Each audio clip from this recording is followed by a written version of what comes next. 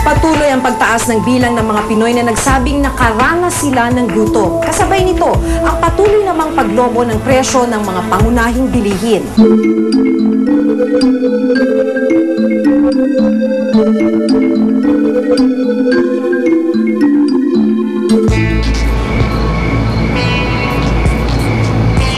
Alas 5 ng umaga, mahimbing pang natutulog ang mag-iina ni Michael. Pero kailangan na niyang bumangon para maghanap buhay.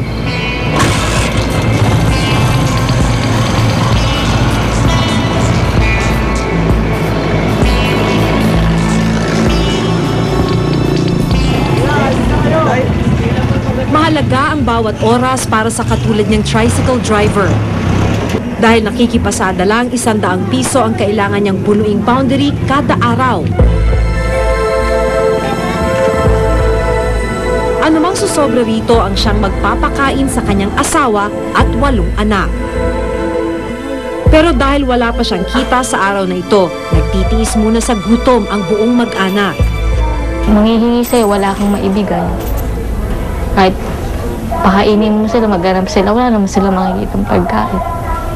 Ganun po, manghihingi ka, tiisin mo na lang, hintayin mo lang mamayang tanghalian para makakain sila. Masakit para sa akin yun kasi syempre, imbis na mabigyan mo sila ng magandang buhay ba? Matagal nang nakararanas ng gutom ang pamilya ni Michael. Katunayan, noong 2005, namatay ang kanilang pampito at 3 buwang gulang na sanggol dahil sa malnutrisyon. Nakumpayin po kami ng 1 buwan po sa Children's Hospital. Tapos nung inuwi na namin siya rito, alam namin magaling na. Mga 2 linggo mahigit, nagulat na lang po kami. Bigla na lang pong tumaas yung mata niya. Para bang tumirik. Isa lang ang pamilya ni Michael sa mahigit 3 milyong pamilyang nagsabing nakararanas ng gutom ayon sa pinakahuling survey ng Social Weather Stations o SWS. Sa bilang na ito, nakababahala ang pagtaas ng overall hunger sa buong bansa. Mula sa 16%, tumaas sa 18% ang sa Mindanao. Lumobo naman ang overall hunger sa Luzon. Mula sa 14.7% noong Setyembre ay naging 18%. Malaking porsyento raw ang pagtaas ng bilang na ito ay ang mga kabilang sa moderate hungry o mga pamilyang nagugutom paminsan-minsan. Pumalo kasi ito sa 15% o 2.8 milyong pamilya. Mas mataas kumpara sa 12.9% o 2.4 milyong pamilya noong nakaraang Setyembre. Malaki yan because that's about 17 million individuals out of more than 90 million Filipinos. Nakakabahala.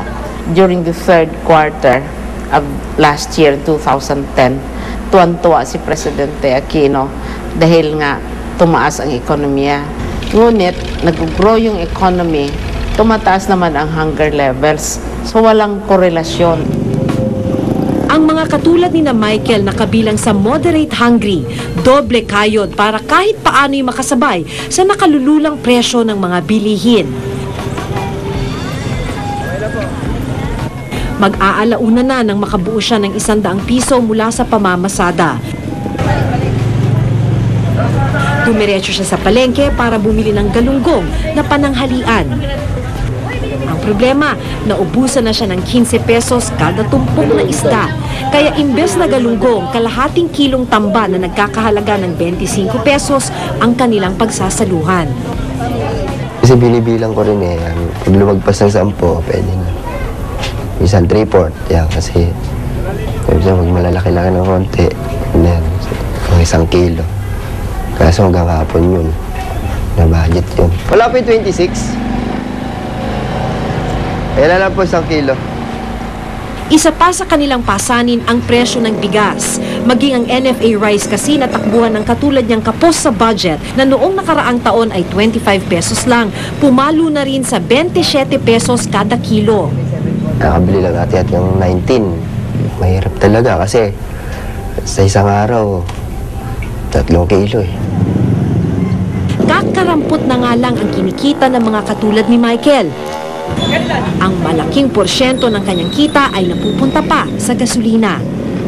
Kung noong nakaraang taon nasa 41 pesos kada litro ang unleaded gas na ginagamit ni Michael, ngayon nasa 48 pesos na ito. Ito yung kalbaryo ng publiko.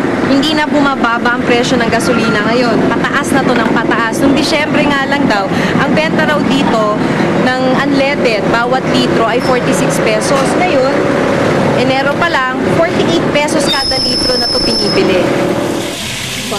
Sa kalahating araw niyang pamamasada, halos wala nang natira sa kita ni Michael. Minsan, pag ang bigas, kakape na lang. Apay. Wala eh. Bukas alam mo di bawi. Maday talaga yung mga yan. Wala magawa eh.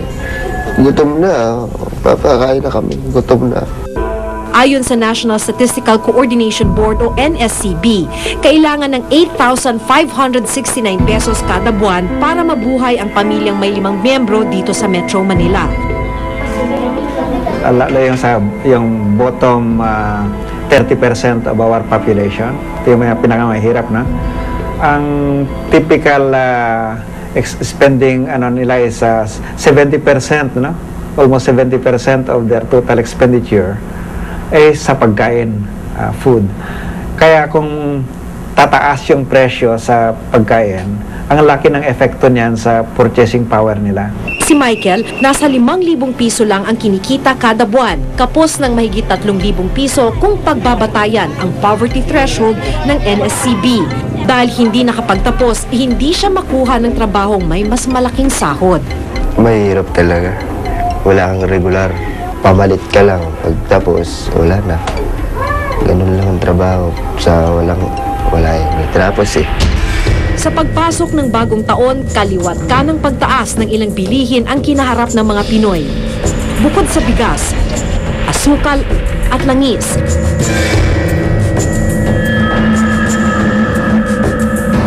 Isa pa sa inaasahang tumaas ang pasahe sa ilang pampublikong sasakyan.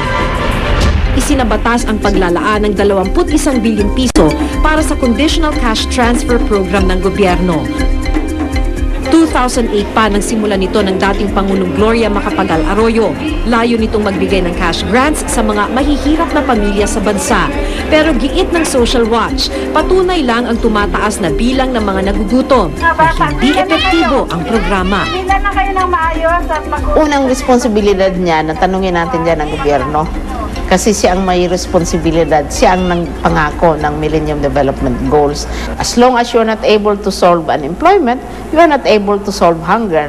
And if your immediate response is to give money, then that is only temporary and maybe unsustainable. Isa sa matibay na paa itong aming sinusulong na convergence ay ang sustainable livelihood. Through our self-employment assistance program, meron kaming SEA na nagpapahiram ng puhunan para makapagtrabaho at makapag-umpisa ng negosyo ang mga tao.